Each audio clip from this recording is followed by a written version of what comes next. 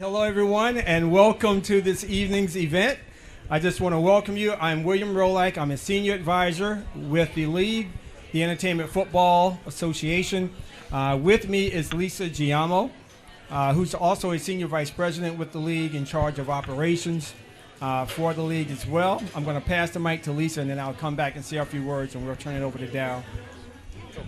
Hi everyone, thanks for joining us today. Sorry we were a little delayed because of the traffic out of the tunnel, but that's what happens when you leave Brooklyn at 3 p.m.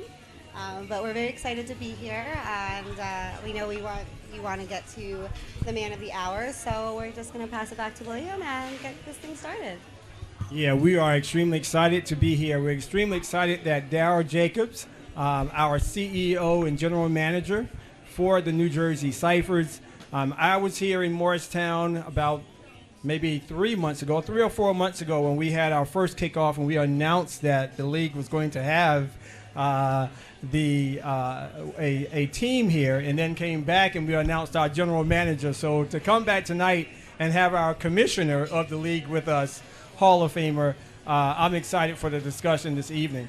I want to say a greetings from our founder as well, Douglas Freeman, who was on his way from Brooklyn with us tonight, but got a call to have a meeting on Long Island. So he went east, we came west. Very important meeting. Very important meeting. And, hopefully we'll be hearing more about that as the evening goes. But so, again, I want to turn it over to Darryl Jacobs. And thank you, Darryl, for being our leader in New Jersey.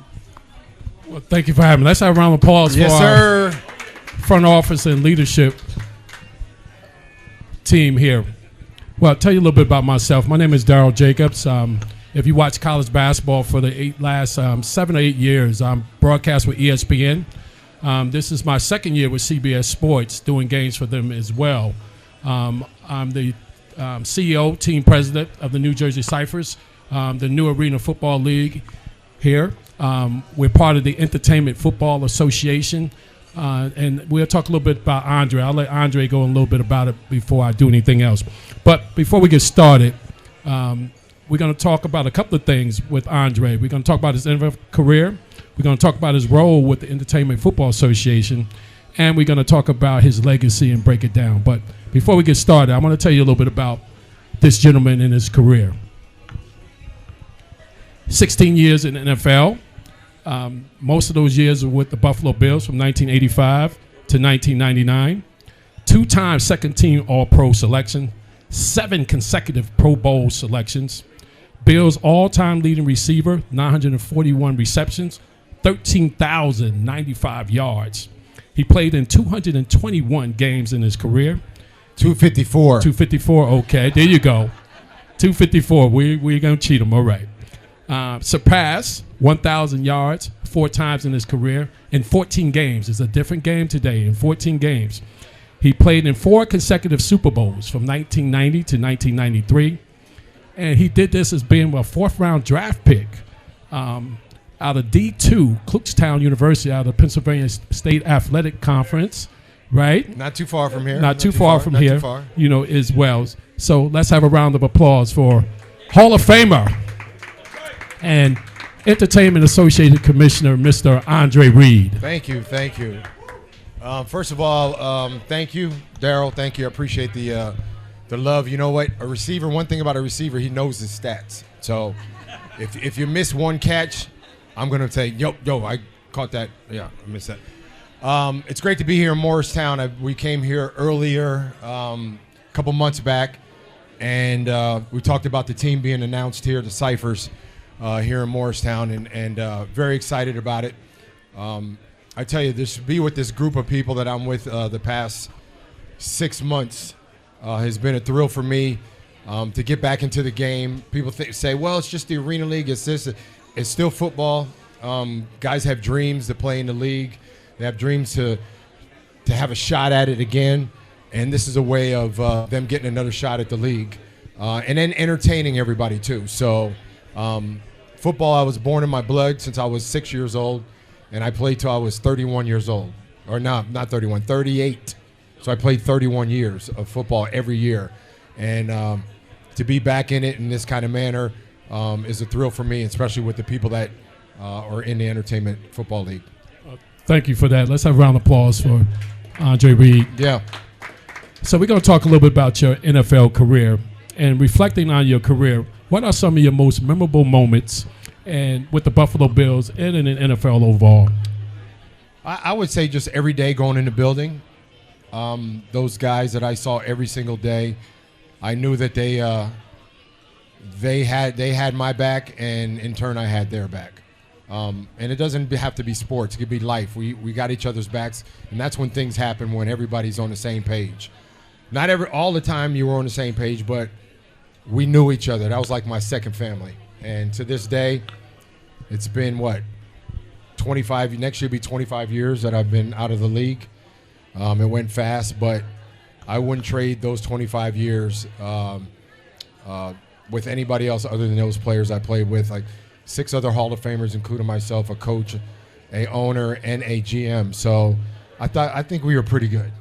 Yeah, he played for the Hall of Fame coach, Mark Levy. I don't know if you guys are old enough or to remember him, but what a great coach he was. Yeah. Let's talk about overcoming some challenges. Yes, sir. You faced both triumphs and as well as challenges in your career. Can you share one defining moment during your career that tested you? Believe it or not, I was pretty durable. I played in 254 total games, 225 or 26 like regular season games. I played in like 25 playoff games. So they knew I was going to be there every year. I got hurt in 1995, tore a hamstring and really tore it bad. It was like career threatening. I had to get sewed. I was supposed to get it sewn back on. It was pretty bad, and I thought my career was over. But God had other plans for me and said, you know what? It's not gonna be tore. It's just gonna be severely hurt, and you're gonna have to work hard to come back. And he really tested me, and we all have tests in life when we go through things where, as a coach, you have tests. Not everything goes your way, and then you got to have the right people around you that lift you up, and I did. So that was very important to me. Prolonged my career another 5 years, 6 years, and was able to finish up in Washington and kind of finished up on my own terms, which a lot of guys, it doesn't happen to. Let's talk about adaptation. And what I mean adaptation over the years in terms of how has the game evolved? Oh, yeah. Let's talk a little bit about that. Tremendously. The rule changes everybody sees the rule changes, right? The kickoff rule, I don't know what they're doing there with that thing. They're saving people. They're saving guys from coming down full speed and blasting guys. And I'm like, thanks for saving me when I was appreciate that. Well, talk a little bit about the difference between the physicality of the game compared to when you played or when we played the game where there was no holds bars. No.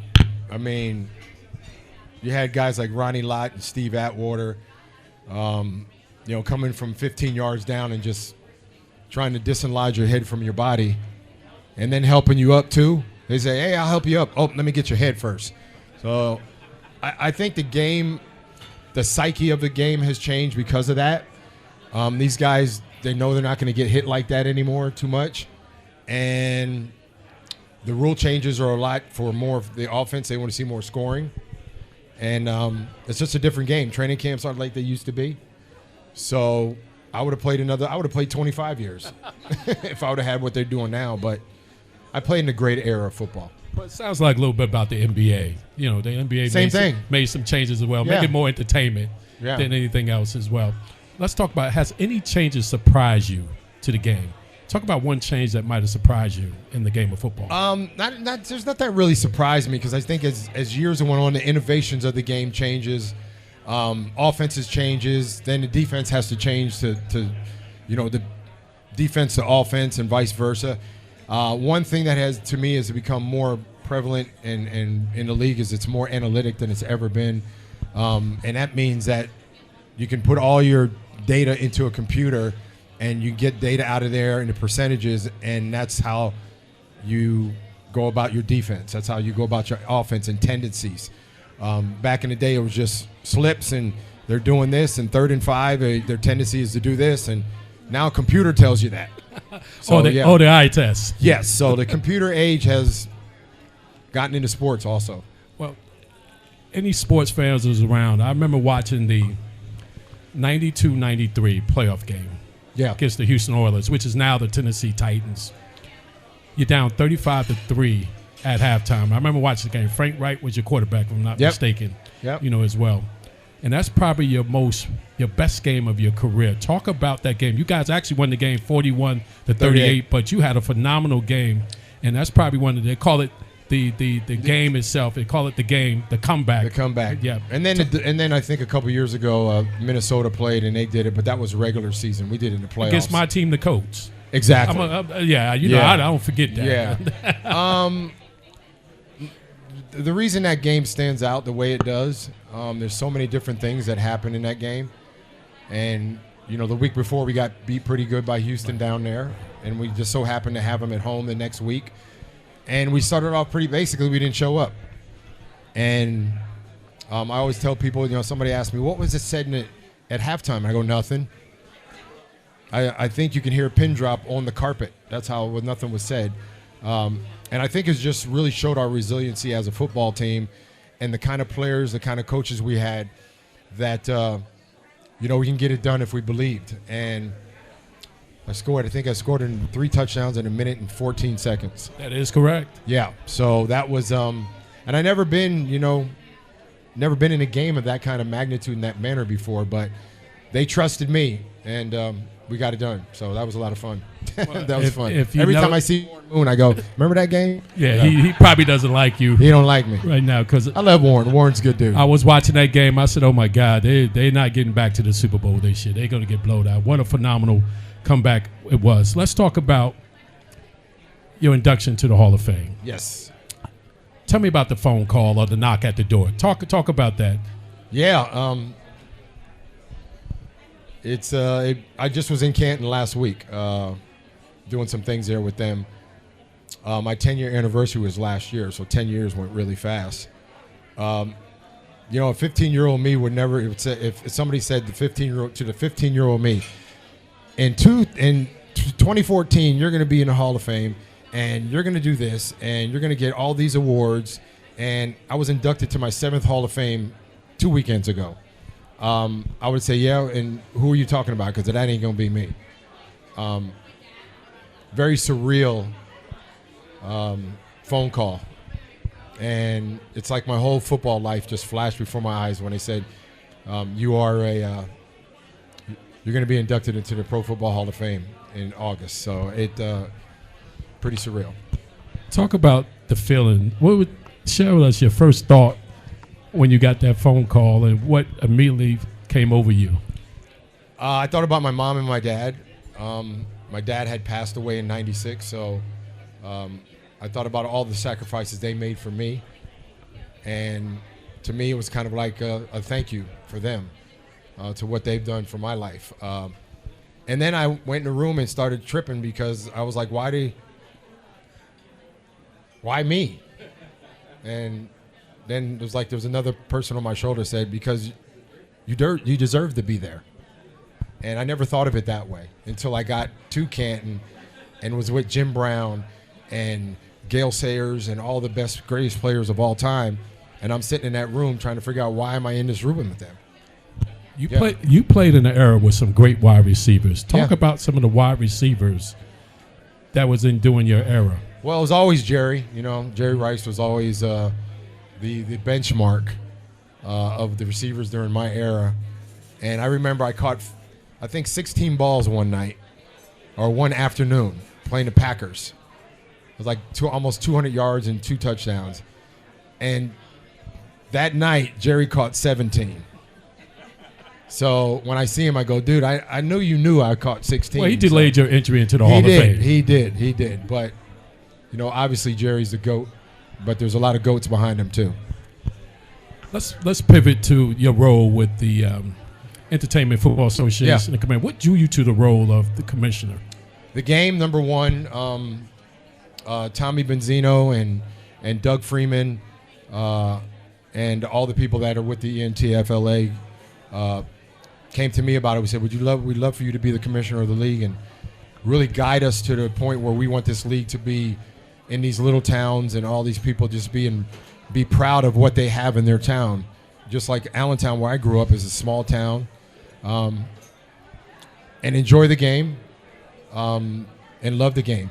And I think I wanted to be more a part of it, and this is a way for me to be a part of the game and to bring my so-called expertise to the game of football. Well, you notice his ring is bigger than my ring, right? You notice his ring is bigger than my ring. Just want to point that out, as well. Let's talk about a little bit about what makes the league stand out. Entertainment Football Association. Is it its brand, or is it the things that is going to be consistent? I think it's a combination of both. It's the people that are behind it. Like I said, Doug and Tommy, who has been in the Arena League, out throughout the years. The excitement, coming to the different places that the teams are going to be in. Excited people want to be a part of it. The atmosphere, and again, it's just football. And I was born as a 6-year-old. I started playing football, and it's been in my blood. And this opportunity came up, and I want to bring that to these small towns and bring a good product, and people have fun at the games. That's what it's all about. How can the league connect with the fans? You have a lot of experience being with the fans and all that stuff. How can the league connect with the fans? Well, we have an entertainment part of it, so there's going to be some stuff going on at halftime, and we're proud of that. We're performing, right? We're going to do something? Yeah, we have a rendition. There you go. Yeah. Karaoke. Exactly. And so we bring that element of it, as far as the arena game goes. And the rule changes there's going to be a lot of different rules in this league than it is traditional arena football or regular football. Talk a little bit about, through your experience, some of the things you have done, some things that you're passionate about that people may not know, whether it's inclusivity, whether it's your own personal foundation. Talk about some of the things that you're passionate about that you and your wife are currently working on. Right. Me and my wife, we have our own foundation. I was a Boys and Girls Club kid growing up, and I adopted them as my foundation, as my thank you to what they've done for me. I had a chance to meet Denzel Washington because he's the national ambassador for the Boys and Girls Club a couple years back. 2 or 3 years ago. Did you tell him to do training day, that line? Oh, dude. Because everywhere he goes, everybody tells me they make him do it.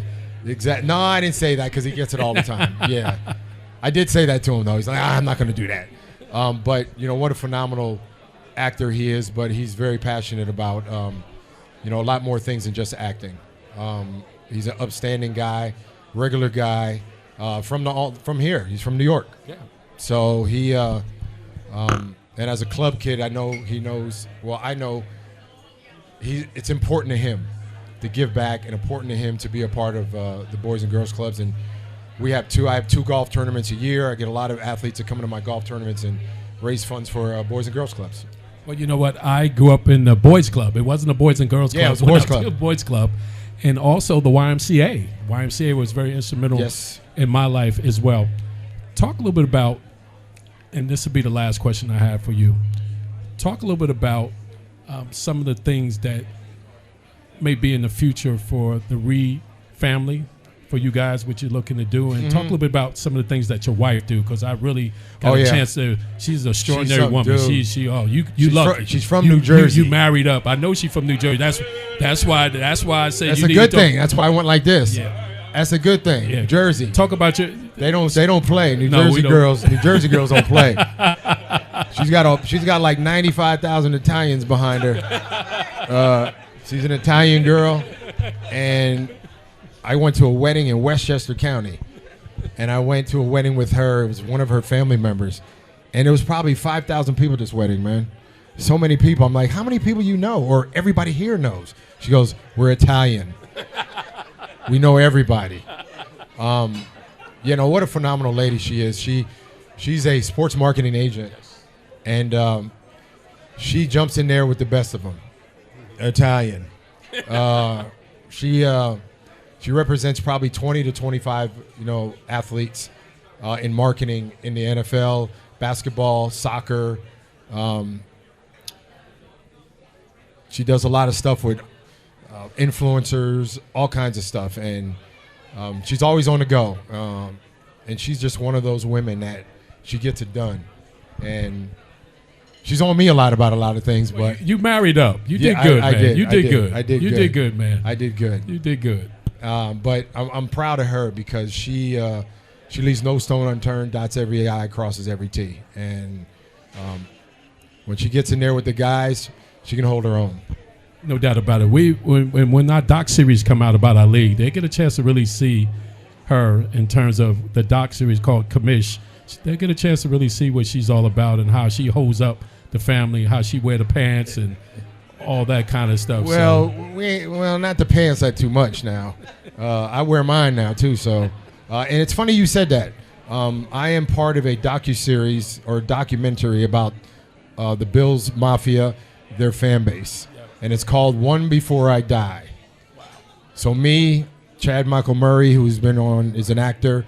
We got two great producers that got really great credits in Hollywood. We've been doing stuff the last couple weeks, the last couple months, to get this docuseries out about the fans and what they mean to the city and what they mean to the NFL.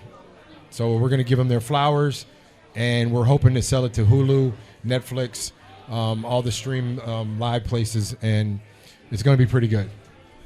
Thank you so much. We'll take some questions from the audience, and we'll take them and do.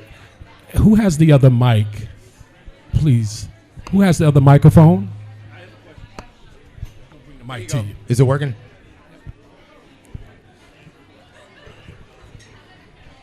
Hello. State your name. Hey, State your name and where you're from. You know what? He's been telling me what to do all my life, man. I'm just trying to. Now he's older than me. He's like guess my what? big It ain't brother. gonna stop. No, but that's the way he was as Yeah, a young I got kid, you. man. I got You know, you. He's a but, coach. we're both from Patterson. He's But a coach. this is the question I have. I have Yes. a group of. It's going to be an auditorium of 6th to 8th graders, Right. and what do I tell them? How do I get them enthused? Because that youth drives. I mean, because of social media, what's going on? It's hard. How do you interact with the youth? Because when the youth get behind you, it can be amazing. From 9 to 17, Dude, that is what would you tell them? that's my stuff. That's my jam right there. There you go. Okay. That's my jam because we know this world is crazy and it's only getting crazier. I get a chance to speak to high school kids. And I spoke to 1,000 kids in a high school auditorium a couple months back. And basically, I gave them the land and law of the land. That there's a lot of you guys in here that think you everything. You think things are going to come to you easy. You think this, you think that. I'm from the old school. You got to work to get something in this life. If you're not working, you ain't getting. And if you think you bad, somebody outside these doors is badder than you are. So I think a dose of reality for these kids nowadays, and the phone doesn't do it, they need people talking to them in their face and making them think about things instead of looking at their phones all the time. I thought he was going to break out Michael Jackson. You think you bad? You bad? That too. I thought. Yeah. Next question here. My name's Mike. Live down the street in Randolph. Thanks for doing this. A cool event. Great to have you in Jersey, Yep. Andre. Go with a cool, fun question. A lot of great receivers in the league today. Who would you say are the top 3 or 4 receivers that you enjoy watching and really have it? Oh, man, I get that. I try to say, because I don't have favorites or anything like that. I don't play anything. I'm more of the old school guys, the guys that are getting a little older now, like Devontae and Mike Evans and all these guys because they've been doing it a long time. And some of the guys just came in, 2-3 year guys. Of course, Justin Jefferson and Jamar Chase and all these guys are great receivers. I don't know if these guys could have played when I played. I don't know. They probably maybe could have, but I think going across the middle, getting hit a couple times constantly, I don't know. They've changed. Yeah. It'd been a different story with Atwater and Lott, and they couldn't play back when Tatum and those guys was playing. George Atkinson and wow. Yeah, Yep. it would have been bananas for him. Yeah. Go ahead, man. Great. You, great player, man. I love. Thank you. Appreciate you were it. amazing back in the day, and I grew up in the '90s. I'm a Cowboys fan. I'm sorry, but No, I'm sorry for you right now. sorry. Very You're 100% sorry. sorry for Very me right now, sorry and for I'm you. sorry for myself right now. But how did you guys continue to work through that in that time period that you were at, where like every year you guys were in it, right? You were there. You were the team. I on think the we AFC side. we just had we just had a great coach, and we had great people upstairs, and we held each other accountable for everything we did on the field and off the field. We were like family. I just was with Thurman, Bruce, and Jim in Chicago about a month ago, and Marv's turning 100 next August. So we're hoping he makes it to turn 100 years old. And we're still trying to get Steve Tasker in the Hall of Fame. So put him in the Hall. Marv turns 100. We're all good. Well, we just lost John Robinson. Yeah. Jerry Faust, two coaches. Yeah. Who was actually 89 years old. So it's amazing that Marv Coach Levy is going to make 100. 100, bro. He got a. That means you guys. That means you guys didn't stress him a lot. No, when I was 20, I came in the league at 20, 21. He was 60, like my age right now, and he was running up and down, doing 100-yard sprints with us at 60.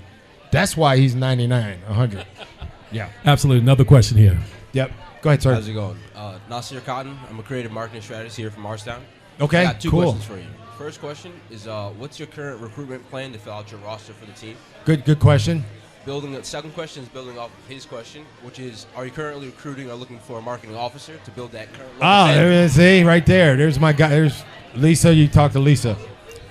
Oh, you have. You know what? I think we are. Guys that have played college. We're even looking at college guys. They played college. They didn't have to play in the NFL, but if they did and they want to get back into it, we're open to any league, going to any league to get guys that want to play. This is kind of like they want to get back into what they want to do as far as having another shot in the big leagues. We consider ourselves going to be a jump-off league because you got to get your skills right, and football's football no matter where it's played. Yep.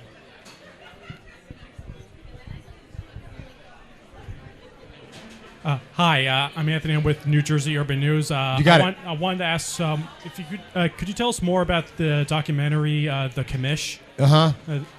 Well, I usually have some people filming me around here, but maybe not on this trip. But there you go. Yeah, there you go. We got some guys. I think it's just going to chronicleize me of becoming the head of this and moving forward with the league and having the league move forward as I move forward with the league. And then all the people that are involved in it too.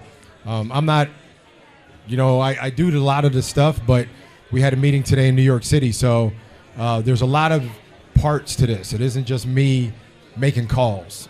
That ain't happening. So I'm proud of the people that are under me.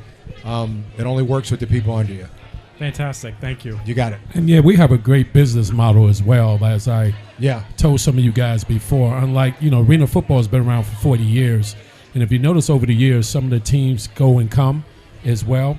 So the ownership of the league really strategically put this together to make it a regional thing, to cut down on expenses. Roster sizes will be smaller, and the budgets will be less easy to manage in terms of anywhere from maybe $250,000 to $500,000 a year, compared to the other leagues who have to need $1 to $1.5 to even $2 million just to stay above float as well. So this is a great business model. So that's why I think it's going to be around for a while. Yep. Hi, Andre. My name's Dominic. I just have a question for you. As the commissioner of the ENTFLA, are you guys expanding to other franchises besides the New Jersey Cyphers? And are you guys opening any other? I was just wondering if I know the Daryl Jacobs is the president or the CEO of the Cyphers. That's a good question. We're hoping to get at least by next June, 2 or 3 more teams involved. We would love to get to 7 or 8 to kind of fill it out. But we're excited about the 4 teams we have right now. So we're doing our due diligence to do that. And then from there, who knows? We'd love to go somewhere else and go somewhere else and go somewhere else. And my second question is, are you guys primarily the season more so in May? Yeah. I was just wondering about May, June, July, those 3 months. Gotcha. Thank you. You got it. How many games, Lisa? Well, 8 games currently. Eight games currently scheduled. The format may change depending on what we decide to do. Yeah. If it makes sense for us. It's the same way with acquiring new teams into the league. It has to make sense geographically for us to start off with, and we'll begin to probably move around the country, and Andre can attest to this. We'll geographically move around the country where the geographically makes sense for the teams to travel, where the budgets are not that have to be that astronomical to manage, as well as making sure we are able to have a travel within maybe 4 hour radius of each team. I mean, we want to make it sufficient enough where we're not, as Daryl said, we're not, struggling just to stay above water. And that, as a new league, that's hard to do sometimes. And as like he said, some of the Arena League teams have gone over budget with the things they were doing, but we have a pretty good business plan. We think we do, so we'll go from there. Andre, how you doing? My name's Dan Orlando. Yeah. My question for you is, what is the main value prop that you're going to be able to offer to businesses in the area that might want to get involved in terms of sponsorship or other types great of question. We bring a lot of enthusiasm. That's what we want to bring here. These are towns that don't, would like to call a professional team their own. That's a big part of it, and be a part of something that the whole community can be involved in. That's what we want to do, and not only will you have fun, but you'll be proud of what's on the field. Yeah. But we understand that we're trying to help businesses grow.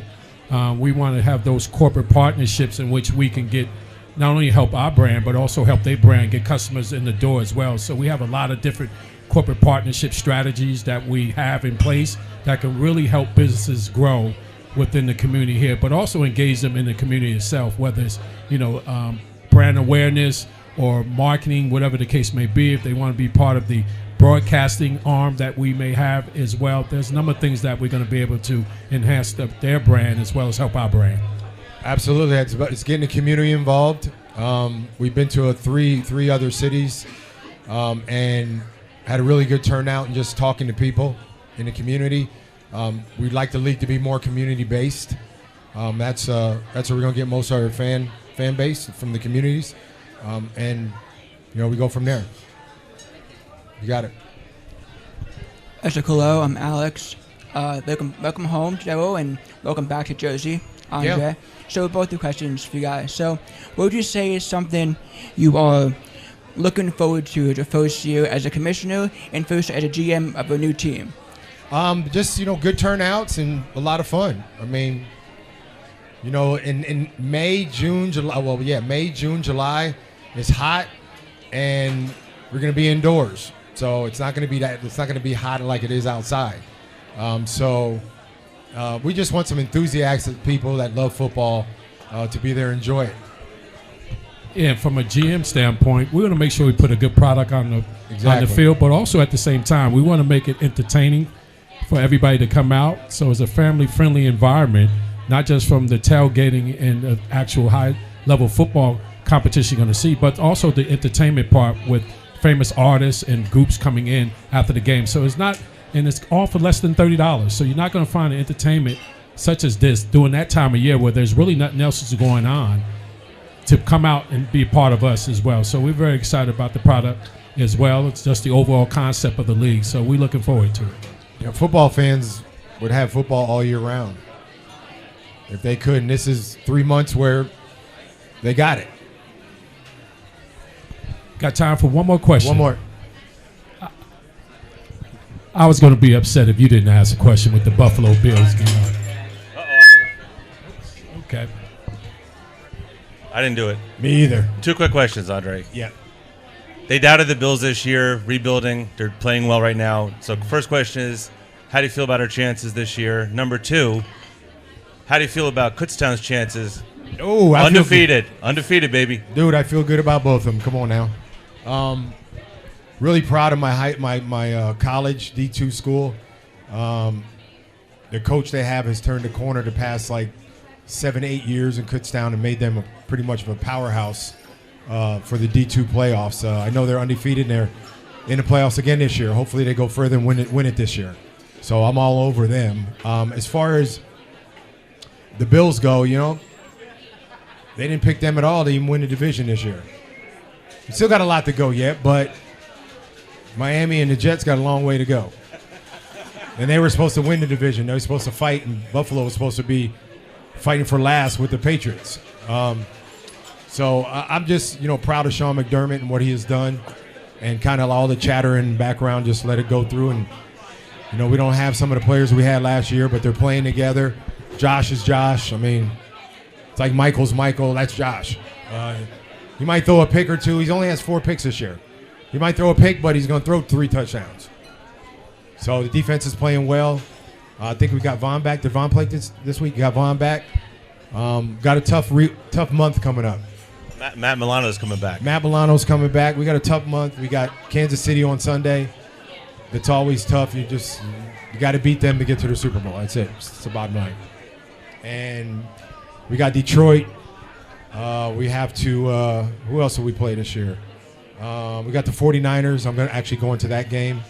So November is always the month that you got to win the ones you can. You're supposed to. And maybe sneak 1 or 2 out. That's it. Yep. Yeah, I used to say that as a coach. Let's win some games we ain't supposed to win. Exactly, yeah. Which is on the road and take care of the home. Yeah, they come to L.A. too. That's going to be tough. They're playing the Rams in L.A. That's going to be tough too. Yeah, but one thing Josh is doing, taking care of the football this year. Yeah, he's really taking care of the football and being much more. And he's distributing the ball Absolutely. like everywhere. Absolutely. Everywhere. So, ladies and gentlemen, let's have a round of applause for NFL Hall of Famer and Entertainment Football Association Commissioner, Mr. Andre Reed. Let's have a hand for this guy, the coach of the Ciphers. Yeah, that's what I'm talking about. He tried to get me to coach, right? No. Well, if you're a GM, you can coach too. Absolutely. Thank you guys for coming out. And